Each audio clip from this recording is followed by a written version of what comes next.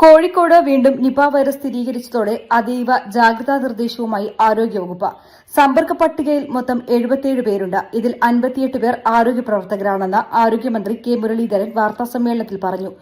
14 പേർ രോഗിയുടെ ബന്ധുക്കളാണ്. സമ്പർക്ക പട്ടികയിൽപ്പെട്ട 2 പേർ ഹൈറിസ്ക് വിഭാഗത്തിൽപ്പെട്ടവരെന്നും കോഴിക്കോട് ജില്ലയിൽ കൺട്രോൾ റൂം തുറന്നുവെന്നും അദ്ദേഹം വ്യക്തമാക്കി. നിലവിൽ കണ്ടെയ്ൻമെന്റ് സോൺ പ്രഖ്യാപിക്കേണ്ട സാഹചര്യമില്ല. രോഗം പകർന്നത് വവ്വാലിൽ നിന്ന് സംശയിക്കുന്നതായും മുരളീധരൻ പറഞ്ഞു.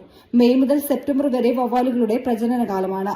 രോഗബാധിതനായ വ്യക്തി ഗോഡൌൺ വൃത്തിയാക്കിയപ്പോൾ വവ്വാലിന്റെ അവശിഷ്ടങ്ങളുണ്ടായിരുന്നു. കൂടെയൊരു സഹായിയുമുണ്ടായിരുന്നു. നിപയെപ്പറ്റി പ്രതിപക്ഷത്തിരുന്നപ്പോൾ പറഞ്ഞത് ഇപ്പോൾ ബാധകമല്ലെന്നും ഇപ്പോൾ ആരോഗ്യമന്ത്രിയാണ് സംസാരിക്കുന്നതെന്നും അദ്ദേഹം പറഞ്ഞു. News desk media vision. എന്റെ ഫസ്റ്റ് ഡെലിവറി ഇവിടെ തന്നെയായിരുന്നു, നിസ ഹോസ്പിറ്റലിൽ തന്നെയായിരുന്നു. അതൊരു 6 വർഷം മുന്നേ. അപ്പം അത് സാധാരണ ഒരു നോർമൽ ഡെലിവറി ആയിരുന്നു. പക്ഷെ അതിന് ഞാൻ സാധാരണ പെയിൻ അത്ര സഹിക്കണ ആളല്ല. അപ്പോൾ അത് കാരണം ഭയങ്കര ബുദ്ധിമുട്ടായിരുന്നു എനിക്ക് ഫസ്റ്റ് ഡെലിവറി. സെക്കൻഡ് പ്രഗ്നൻ്റ് ആയപ്പോൾ ഞാൻ വിചാരിച്ചിരുന്ന എപ്പിഡ്യൂറൽ ഒരു നല്ലൊരു ചോയ്സ് ആയിരിക്കും. അപ്പോഴാണ് ഞാൻ അറിഞ്ഞത് നിസാർ ഹോസ്പിറ്റലിൽ എപ്പിഡ്യൂറലുള്ളൊരു കാര്യം. അപ്പോൾ പിന്നെ ഞാനും ഹസ്ബൻഡും കൂടി അങ്ങനെ തീരുമാനമെടുത്തു.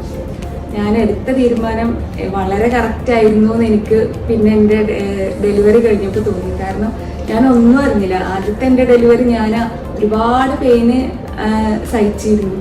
പക്ഷെ ഇപ്പോഴത്തെ എൻ്റെ ഡെലിവറി ഞാൻ ഒന്നും അറിഞ്ഞിട്ടുണ്ടായിരുന്നില്ല. പിന്നെ ഇവിടുത്തെ സ്റ്റാഫുകളായാലും ഡോക്ടേഴ്സ് ആയാലും എൻ്റെ ഡെലിവറി എടുത്തത് ശ്രുതി ഡോക്ടറായിരുന്നു.